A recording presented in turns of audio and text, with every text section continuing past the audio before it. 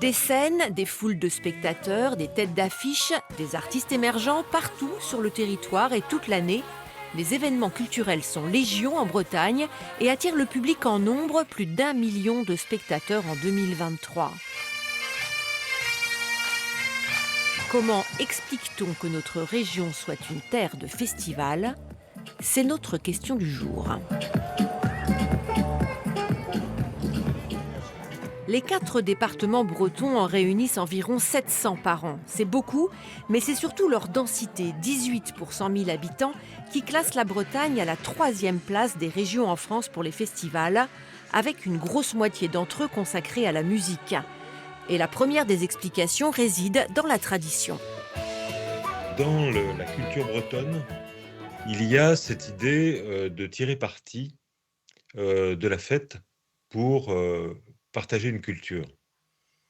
Et tirer parti de la fête, notamment dans ce dispositif bien connu du Fest-Noz, mais pas seulement. Un terreau fertile qui a permis l'émergence d'événements d'envergure nationale, comme les rencontres transmusicales de Rennes, les Vieilles Charrues à Carhaix ou encore Art Rock à Saint-Brieuc. L'enjeu, c'est de savoir fidéliser son public et pour ça, il faut un vrai projet de territoire.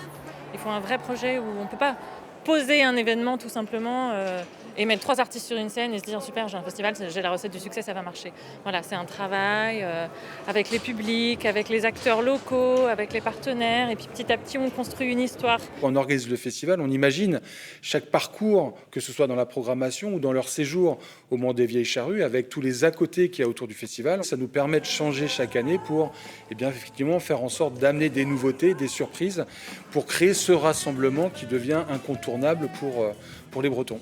Des expériences sociales et culturelles qui manifestement trouvent un écho auprès du public.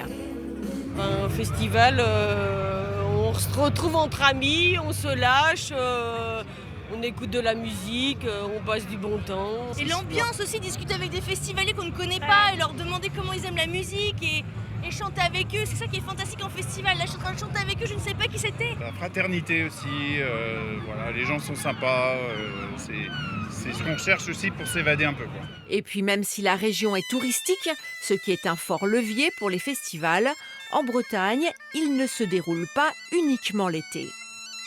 Mais ce qui caractérise la Bretagne, c'est que de toutes les régions françaises, c'est celle où le nombre de festivals d'avant-saison, de saison estivale et d'après-saison est à peu près équilibré.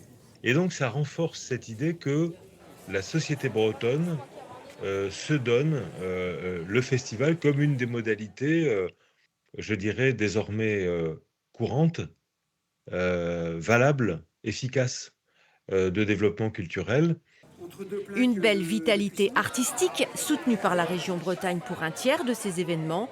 Un dynamisme associatif également avec beaucoup de bénévoles. C'est un autre critère de réussite. Ainsi, cette culture ancestrale de la fête dans un territoire attractif avec un fort réseau associatif font de la Bretagne une région particulièrement propice aux festivals. Des rendez-vous attendus avec des billetteries prises d'assaut. C'est parfois donc le coup de pouce de la chance qui permet d'ouvrir ces petites parenthèses enchantées.